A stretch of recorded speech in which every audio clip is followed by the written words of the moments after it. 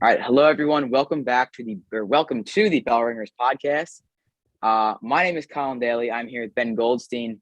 I am a sports writer for Philly Sports Sports.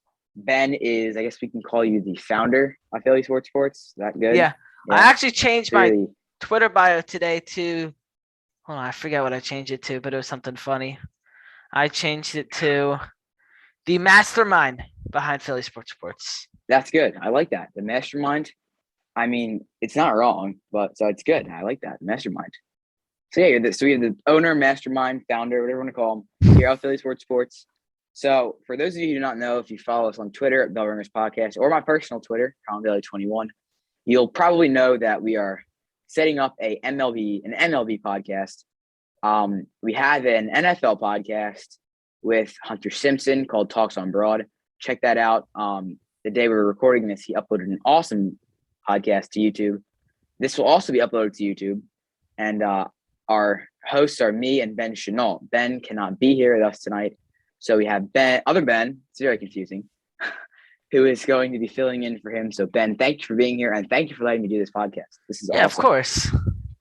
No problem. So I figured we may as well jump right into it. So you've got a little agenda of what we should talk about tonight. Obviously, I think we know what we're going to start with, right? Lockout. I mean, if you don't know what the lockout is, I guess we should start there.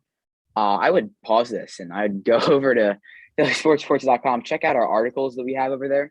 We got at least 3 or 4 of them by now, I think. With lockout updates, the basics to it is they have to make an agreement every 3 years on a collective bargain. And this has to do with a lot of stuff about playoffs and salaries of coaches and some of the minimum wage players. So go check that out there. What's the reason that we're in a lockout is because of that. They cannot come to an agreement on the terms of it. So the transactions are frozen and we cannot play baseball is the biggest thing. So as we're in recording this right now, there are meetings going on in Jupiter, Florida. The commissioner, the Players Association, a few players are there.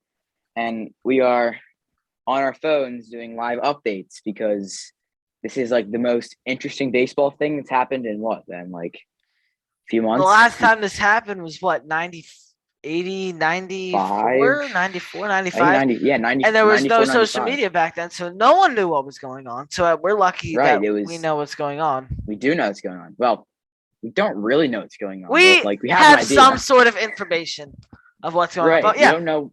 It's a weird like web. We don't know what's like. There's information. All this information. We don't know what's true. We can't trust anybody. So not true. No, you can't. I don't know, and and all of us reporters are really good at seeing something and turning into something else, making it sound like something else. So I don't really know exactly what's going on. No one does unless you're in that room, which is extremely limited access. But this whole lockout thing. So they've been holding meetings every day. They've gotten a federal mediator in. I don't really know if we can call them meetings. It doesn't seem like the one day I remember reading 15 minutes in and out. They stormed in, they stormed out. Do we really call that a meeting? It's not even a conversation. It's a little. Hey, everyone. It's a little talk. Like you sit down. Hey, everyone. You sit down next to a dude and you say, "Hey, what's up?" 15 minutes, you're done. Mm-hmm. That's what that was. They probably had to get to-go cups for their coffee. They probably didn't finish their coffee in there. They're probably like, "Hey, we finished early today. Rob, can you grab me a few to-go cups from the lounge room back there? I don't have time to finish this." So I don't know. Then the other one that was 5 hours, they didn't get a thing done. Like that makes no sense. You have 5 hours. What are you doing? I would bet that they got as much done in the 15-minute session as they did in the 5-hour session. If not today, and I don't understand. Today they've been the there most twice, we got right? today. They had a little... The most we got on February 28th at 8:37 p.m. The most we have gotten so far. We're working on it by Rob Manfred. That's it. We're working on it. We are working on it. Yeah, sure you're working on it, but that's not what we're looking for, Rob Manfred. No. It's like it's the answer that you get from when you ask a waiter for the 3rd time in 30 minutes where your food is. That's the answer. It's the same answer. We're working on it. Of course you're working on it. That's your job. It's Yeah, I was ridiculous. talking to Ben about this before we started recording. I'd love to know, only if I got like a few sentences of what's going on. Like, are they seriously talking? Like, because they met for 4 hours.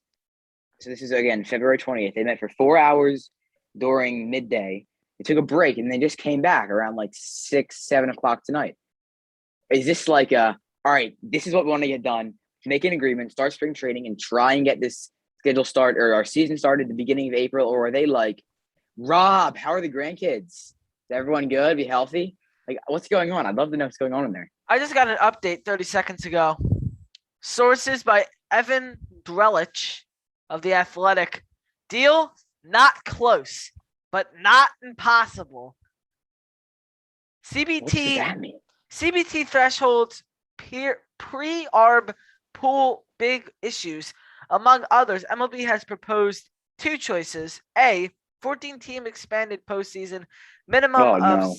around 700K, 40 minutes into pre-arb pool. And then B is 12-team expansion postseason, around 675K minimum, and around 20 million into pre-arb pool.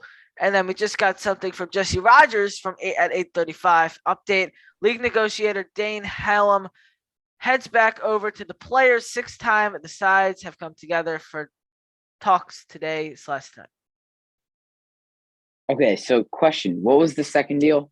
How many teams in the playoffs? The second deal was 12 teams in the playoffs. I just put out a tweet. I said, I can't believe they're even considering a 14-team playoff. I mean, teams are going to clinch in late July, early August. Like, they're seriously going to happen. It's the last half of the season is going to look like spring training, and they're giving the players nothing to play for. I just cannot see baseball being as fun with 14 teams in the playoffs. 12 I can deal with, but I do really like the 8 teams that they do right now. You win from each division and 2 wild cards. I think that's good. I think the way the playoffs are set up right now, I think I would argue that out of any professional sport, the MLB playoffs are the most fair. The wild card's wild card. It's a wild card. It's not always going to be about does the best team get in? It's going to who win that game. Then you play the best team. So chances are you're going to get knocked out anyway. And then the winner of your second place and third place teams, they play each other in a 5-game series. You should be able to figure out who's deserving of moving on, right? So I think the whole process needs to is 2 7-game sets to figure out who the world champion is. That seems fair to me. I mean, would you agree? Yeah, I think baseball by far has the best playoff format. I think the next closest is the NFL, and they have too many wildcard teams. That's true. They have what, 3 or 4? It's ridiculous. Record 500 winning percentage team in the playoffs. Exactly. It's not why I watch the playoffs. Jeff Passan just gave an update. There has been movement on minimums, bonus pools, and CBT by MLB today, going in the direction of the players. Still isn't enough for a deal at this point. If they get close enough, though, there's a chance they could pull off deadline by a day to continue talks into tomorrow. So it looks like we're going to have to go into tomorrow. I don't know if that'll delay the season at all. Yeah, it will. It's frustrating. I mean, from what I hear, I don't understand. I feel like if they really tried hard enough, they could, I think if they really put the pedal to the metal, they get a deal done by tomorrow or the next day, I think they can work it in. But the problem that I have with this whole thing is the whole thing, like if when I always talk about, I think I talked about this 2 days ago, the snowball effect. So, they start the season on time. They have a short spring training. In the first 3 weeks of the season, players aren't going to be playing their best, right? And we don't want that, obviously. If you delay the season, let them have a, 5, 6, 7 week spring training like they usually have. Well, not 7, but 5, 6 week spring training. Then the season gets pushed back. Then you're having the playoffs get into the months of December, right? Because you're probably not going to start until I don't think they have that like May. 162-game season, though. And that's the other thing. I don't want them to not play a 162-game season. We've had what in the last 3 years? I don't want to go 3 years and have one regular baseball season. Not even regular. And obviously, there was legitimate reasons why we didn't play a 162-game season in 2020. I mean, it wasn't practical to play 162 games with the COVID virus and everything. But this is a situation where I can practically see it happening, but it just doesn't seem like it can come to fruition with by the way things are going now. Yeah, I don't know. I don't think they get it done tonight. I think Rob Manfred's gonna get pissed because it's past his bedtime. This is kind of old news, but in case you have not been updated, there are players, not players of much relevance, that are signing overseas. Freddie Galvis is on some Lions team that is in Japan. There's some independent league teams that are signing players like Yasiel Puig. Bryce Harper's going to Japan. Really, Bryce Harper is he That was so photo edited funny. himself into that was awesome. Hold on. And I loved how casual it was too. He was like, "Hey yo, got some free time. We interested?" If any of you didn't see it, hold on. I'll put it up on the screen here. You can see that's awesome. Here it is. I have it up. Yeah, he photo edited himself into a Tokyo jersey. I'll say that was good baseball to watch though. Bryce Harper liked my story for him today, so that was kind of cool. But that is cool. Yeah, watching the KBO in 2020 was some of the most fun I have had watching baseball in a long time. Because the last 4 years of Phillies baseball has been the most stressful baseball I've ever watched because they play good and then there's this sudden collapse, like you're falling down a steep cliff in Mount Everest, where they just completely die in September. It's ridiculous. 2 different managers, and it's the same thing every single year. I don't know. 3. 3 years? I mean, no, I'd say 3 managers. I'd say Pete McCannon, they didn't really expect anything good under him, but still, they were looking good, and they still took a dive in the deep end. But some of the Pete McCannon 2016 and 17, that was the most fun I've ever had watching Phillies baseball in my life, because I mean, Freddie Galvis and Maikel Franco just made it fun every single night. And even if they weren't winning, it was a fun game because we knew they were going to be bad. It's unlike the Flyers this year where we thought they were going to be good, but they're actually horrible. Right. We knew the Phillies were going to be bad, and they exceeded some of our expectations. Sometimes I would say that watching a struggling team that was expected to struggle can sometimes be the most fun baseball to watch, because when they do win that game, have that great game, they have something happen, they hit for a cycle, they throw a no-hitter, which did not happen. Like when Aaron Altair hit that grand slam on Kershaw. That was hilarious. That was awesome. That was like, he's like, Kershaw's a Hall of Famer. Altair's not even in the league anymore. It was the first grand slam Clayton Kershaw given up in his career. And it Aaron was Altair. against, like, at least be someone good. Like, it was against, do it against like a Mookie Betts, who's like on your team now, wasn't on your team then. Cute little like nostalgic thing. But no, I mean, Vinny Velo, 16 strikeouts. That was fun. That was awesome. That was fun.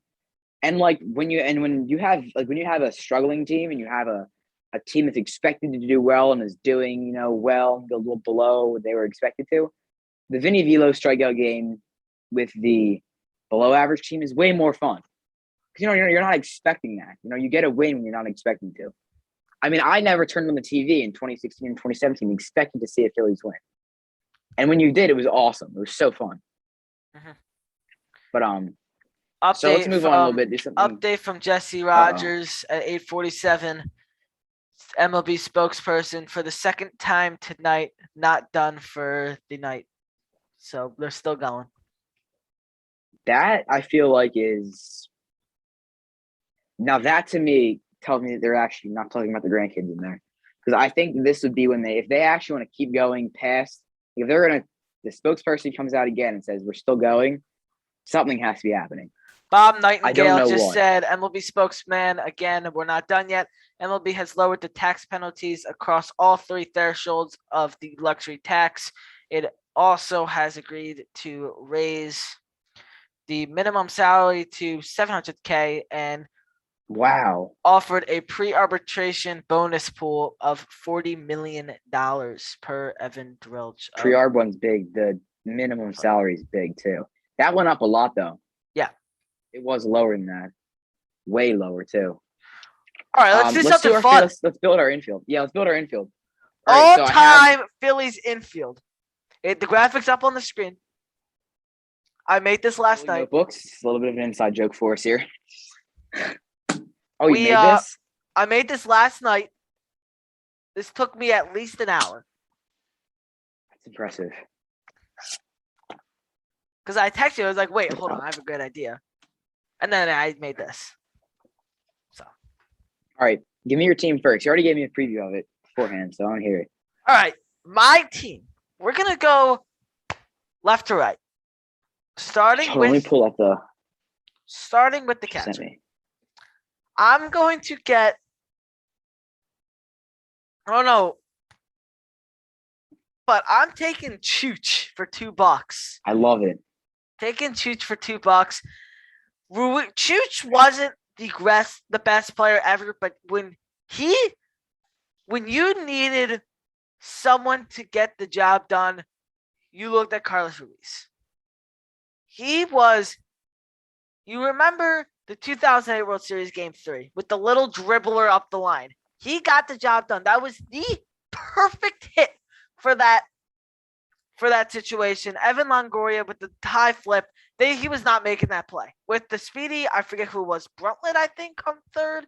I can't remember who was on third, but he got down in a hurry. So he worked the count. I think it was a full count or 2-2 or something. He worked that count up, and then he got the hit. Update here from Jesse Rogers. Dan Halem returned to the owner's room after about 12 minutes with the players. We're approaching 11 hours inside Roger Dean Stadium. 11 hours. That's something. That's huge. I love it. And then, anyway, back to what I was saying. Just get the job done. He could call games. He called, what, three no-hitters in a perfect game? Oh, yeah. I have sitting right next to me up there. It was also Roy Halladay pitching and Cole Hamels in his final game. But still, you don't do that without your catcher who calls that for you. So, Carlos Ruiz. Put a picture on the screen. I'll put a picture on the screen when I edit this. I've got sitting up right next to me. I've got a plaque. It's got both of Roy Halladay's perfect games or his no-hitters on it. Or his perfect game and his no-hitter. And it's got Chooch in both of them. And Ben, do you know Chooch's career on base percentages? What is it? It blew my mind when I saw this. 350. 350? And he only hit like 260, I think 264. He wasn't the greatest hitter, but he got on base. But he got on base. It's how you win baseball games. A catcher getting on base is the number one thing a catcher can do. Mm-hmm. All right. First baseman. I'm taking the two. I forget what I did here. I'm going to take the $2 pick here, and I'm going to take Crucker.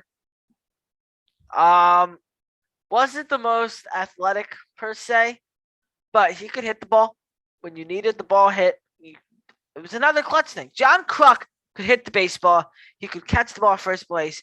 He's the perfect first baseman. John Kruk. Give him some chewing. I don't know if we'll get a strike for saying that word, so I'm not going to.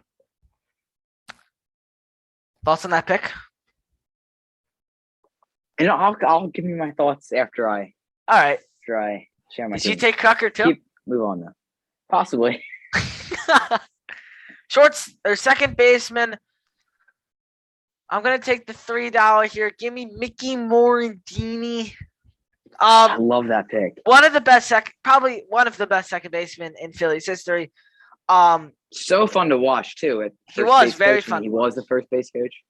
He is the first base coach. He was still in the Phillies organization. Yeah. He was a Philly. Mickey Morandini was the distinguished definition of a Philadelphia Philly. And he's great at I agree. He's great at the heartbeat. He's great at the heart position there at second base. Shortstop. I'm taking the $4. Hold on. $4. So I've used only $7 with 2 picks left. I'm spending my $4 on Larry Bowa.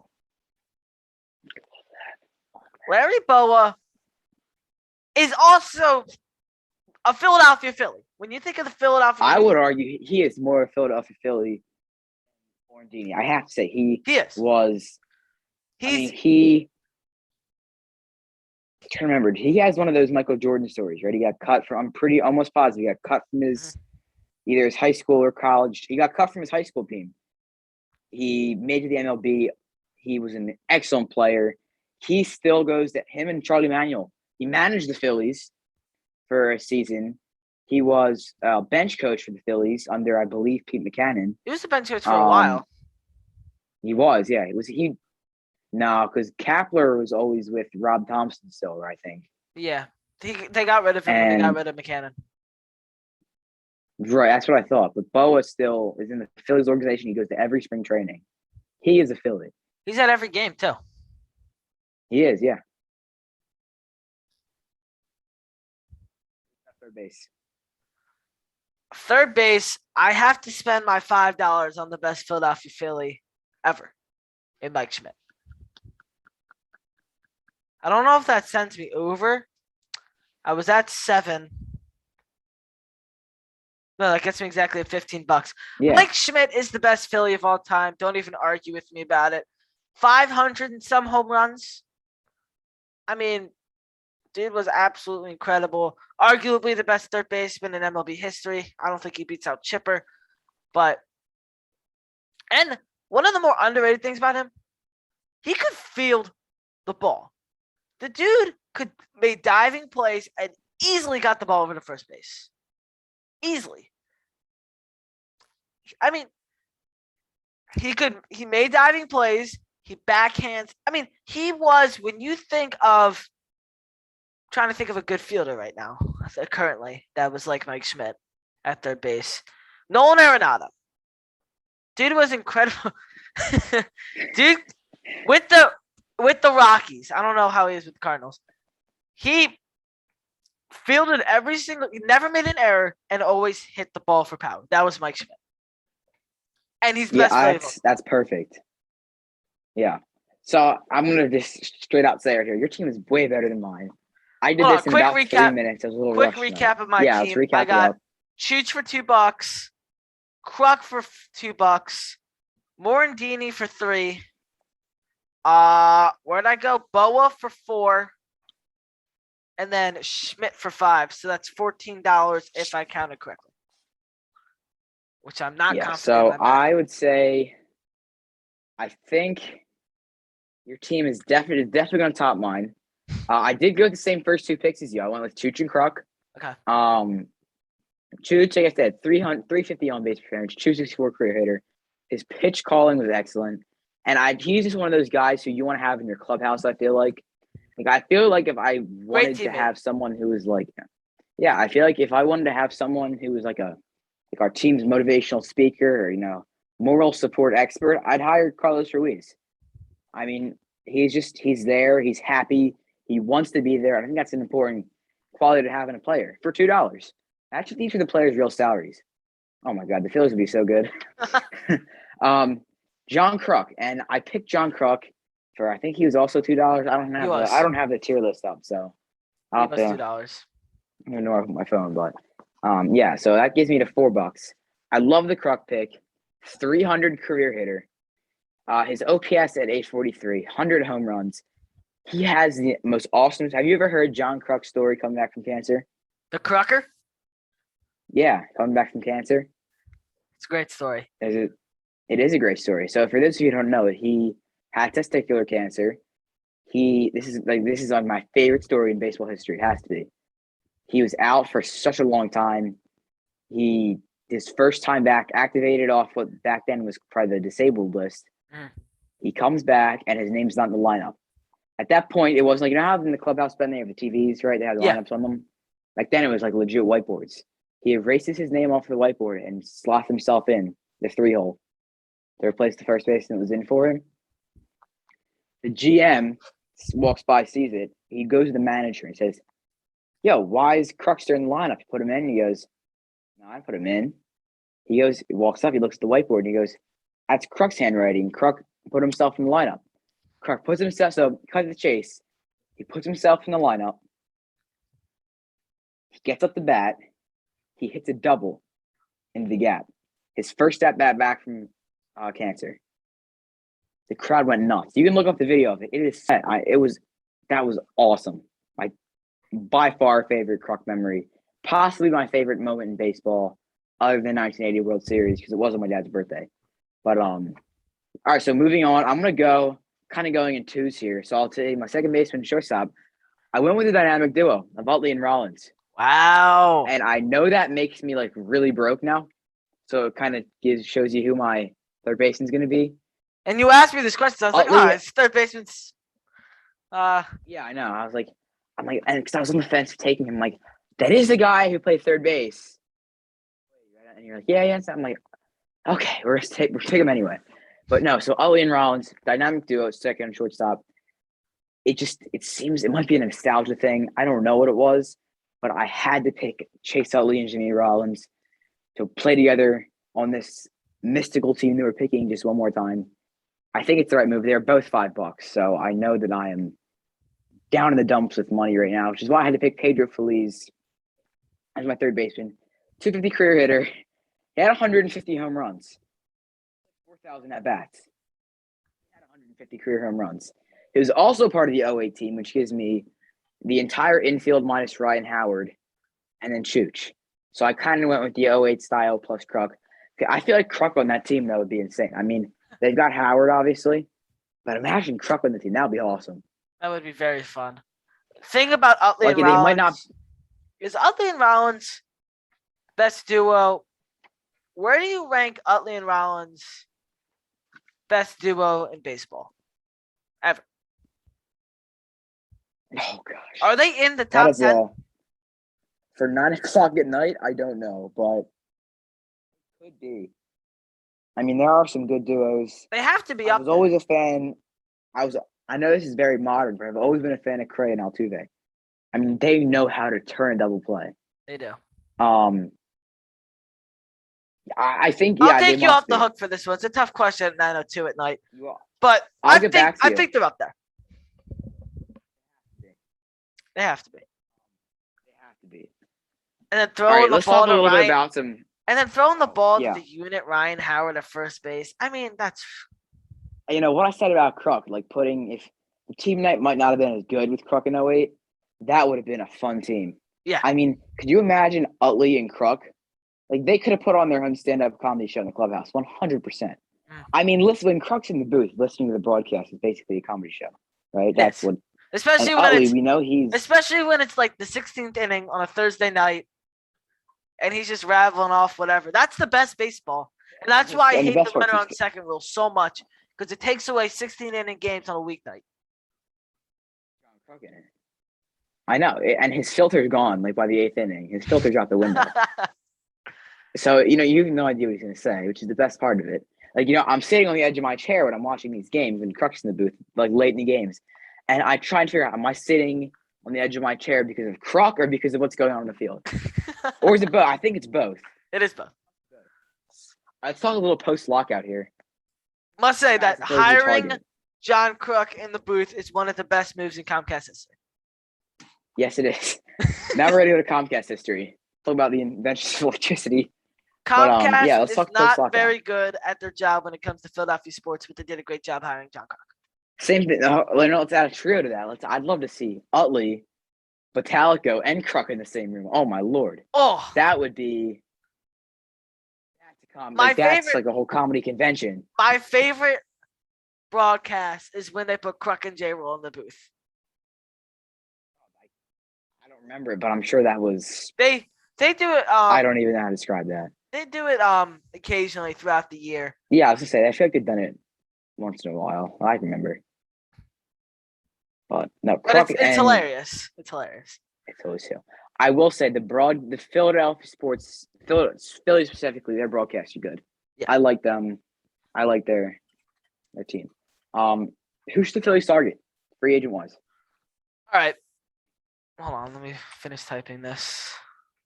I'm starting to get a little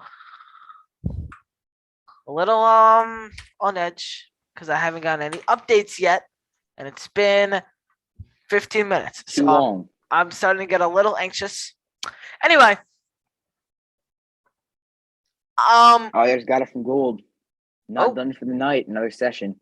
I know that's old, but that's my guy, Derek Gould. Let's go. All right. Anyway, with all the Kyle Schwarber stuff happening before the game or before the lockout, I don't see them stopping that. I think they go out and get Kyle Schwarber immediately before anyone else gets him. He's the perfect fit.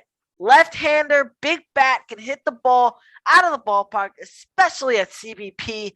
And he's a left fielder. We need a left fielder. And having Schwarber out there, Schwarbs, I'm going to start calling him because I feel like saying Schwarbs is fun. Having Schwarbs out there and left, it's the perfect fit for the Philadelphia Phillies. And it would boost that team so high. And then if he doesn't have to field, the DH is coming to the NL, and he would be perfect there. I don't know if you can hear my text messages that are going through my computer, so I'm just going to end those.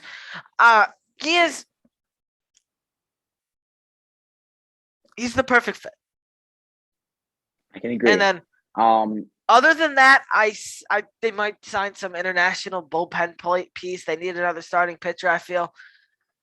But I don't see them doing much other than. Yeah, we don't have to address the bullpen. If you're listening to this, if you are a baseball fan, even just a little bit, the Phillies need a better bullpen.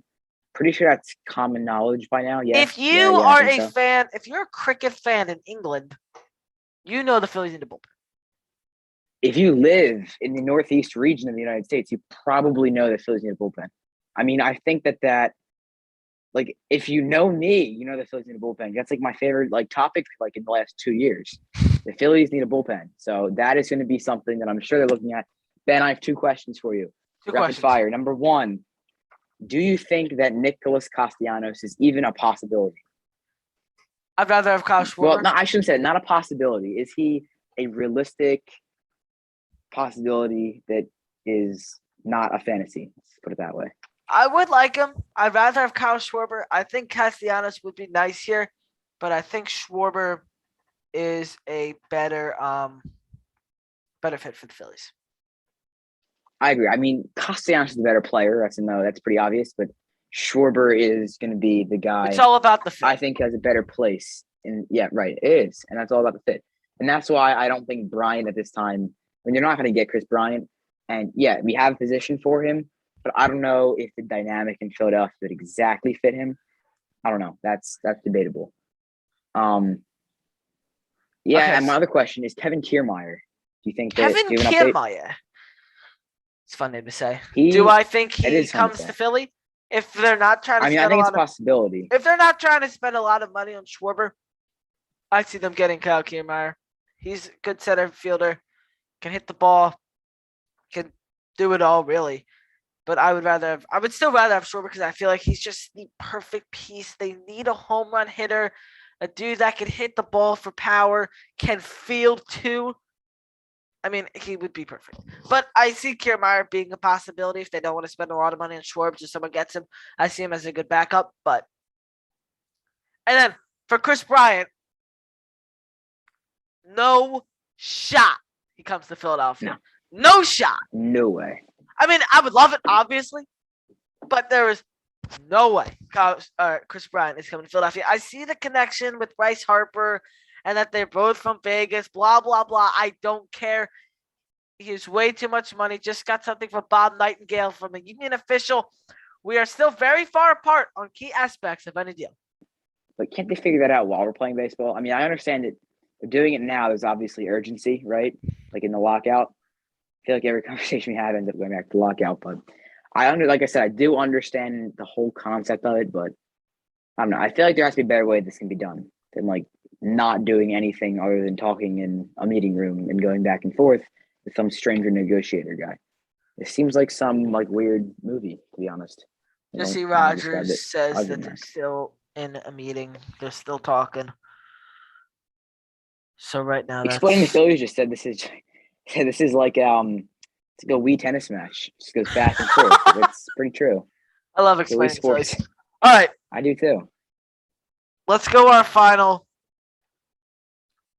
topic. 20 questions of active MLB players. I am very excited to see what you came up with here. Oh, I like mine. All You right, like yours? I'll go first then. Yeah, I'll go first. Uh-oh. Where do I? Uh-oh. All I right, so dug deep for this dude. I forgot he played baseball. oh Lord, I'm not gonna get this. It's like But, we'll easy give it a if you try. get it's easy if you get in the range, but I forgot the dude play baseball because I just completely zoned this team out of my life. So I know I'm like that too. Like there's some teams I can tell you everything about them. There's some teams I'm like, yeah, I can name their starting 9, a few pitchers. That's about it though. yeah, I'm like, Oakland there's some teams I'm Athletics. so out of it. If you All right.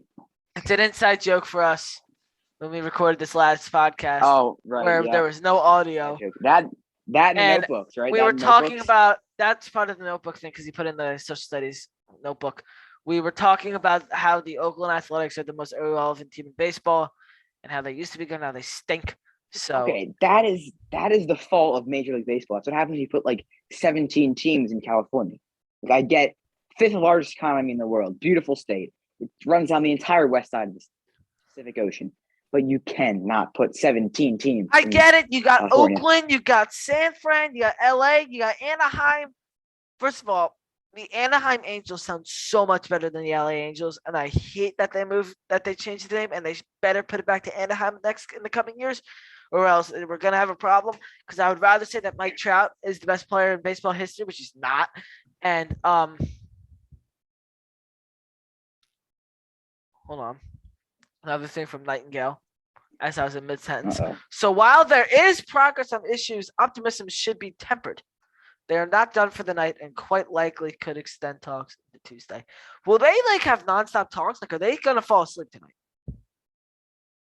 Hopefully that Keurig's working good. Hopefully maybe they should even get another. We should donate like some coffee pods. That'd be good. John Heyman said Sincerely from PSR. John Heyman said sides are still talking and the mood is improved, but players union source maintains they are still very far apart from key opponents. So the same thing. Like I said, I don't know. I like to believe the bad things, or I don't like to believe the bad things. So in this case, I'm not sure if we should believe the good things. So But, we got to take the quote from Spider-Man from MJ. Never always if you expect disappointment, you not always an be Avengers guy, disappointed. so I don't know where this is going. Yeah. All right. So who's my 20 questions player? 20 questions.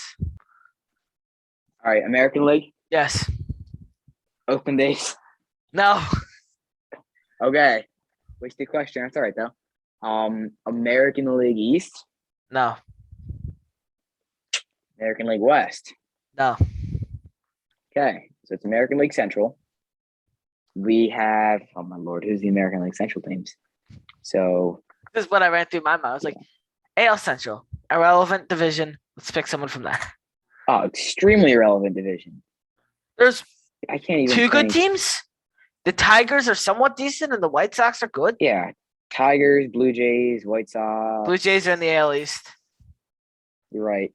Tigers, White Sox, A's. No. A's are in the West. A's. Yeah, they're California. All right, so my teams are.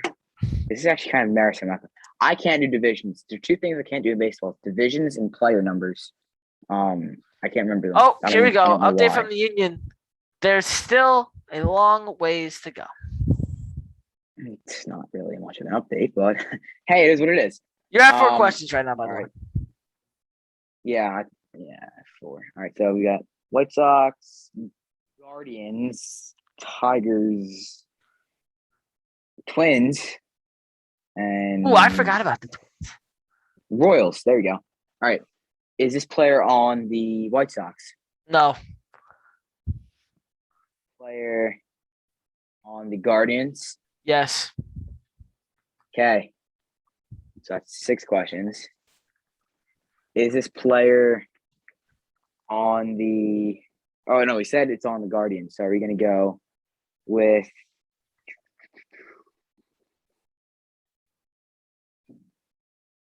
I feel like it's gonna be someone dumb. It's not like Lonnie Chisenhall. That would be like really, really weird. Now I feel like it is Lonnie Chisenhall. So I need to like Oh my god. Is it like is this player in the infield? Technically, Player, pitcher. yes. Beaver. Yes. Yeah. I forgot That's Shane the Bieber first guy that existed. comes to mind. Ever since Shane Bieber blew it against the Yankees 2 years ago in 2020 in the first playoff game, I completely forgot about him. And I was like, you know what? Shane Bieber. So you did good on That's a that. good one. You got did that. Honestly, rough I don't know questions. how many. I don't know how many Indian pitchers I could or Guardian pitchers I could name. I mean, they've They have got that one good closer. Logan. Yeah, they've got Logan Allen and Shane Bieber. I don't think I know any other ones. All right, here's my player. So I have him on my phone here. All right, You can guess. We will see if you can get him. National League, All right. Yes. NL East, No. West. Yes. All right. Dodgers, No. Giants. Nope. Oh no, I'm about to do my things quickly here. It's another team in the NL. You're going Diamondbacks here on me. So it's the Nope. Rockies. Okay. It is not the Rockies. Not the Rockies. What other team are in the NL East? The West. Are you missing the powerhouse infield? I'm gonna. Dude, this is embarrassing. I can't think of any. Are you missing the Padres? That doesn't count. That does not count as a question. Infield. No, it doesn't. All right. Yes. Shortstop. No. Second baseman. Possibly. Yes. Into the Chrome Zone. I picked that guy for a reason. We talked about him yesterday. Jake Let's Cronenworth. go. No, Jake Cronenworth. I was thinking, like, who's a player? I wanted to pick someone we talked about yesterday too. I feel like that would kind of like not motivate you to think, but like I can't believe make I it forgot about the Padres. But I forgot about the Royals, so it happens. Yeah. That was impressive. But no. So first of all, Ben, thank you so much for joining me today. Of course. Since the other Ben was absent, which I'm hoping you can stay on the episodes. Maybe not, as much of a presence because I know you. If you ever need another body, I'm here. Yeah, or maybe I think you would be good for our third party voting when we play our little competitions. That'd be good. You could definitely have your input there. And whenever you want to join, hey, the link's open. Both you and Ben are in, I'm pretty sure. So please join whenever you'd like. I mean, this is fun. I'm glad we're doing this. But first, but now to address our viewers out there, thank you so much for tuning in today. This has been a good episode and a good start to what hopefully is a successful Phillies podcast. I love it. You have any final remarks, Ben? Comment below who you think had the better infield.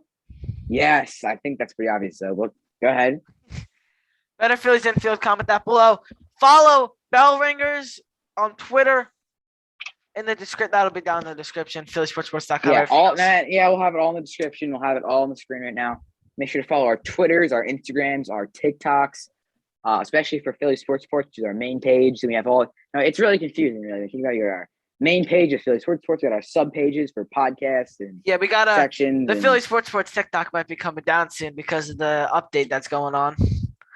Oh, so it's just pretty that's annoying, all right, though. but whatever. I don't even make this edits anyway. My friend makes them for me. Can't do that. All right. After wrap, everybody, thank you for watching, and please make sure to subscribe, and we will see you guys next time. Let's hope that MLB does something.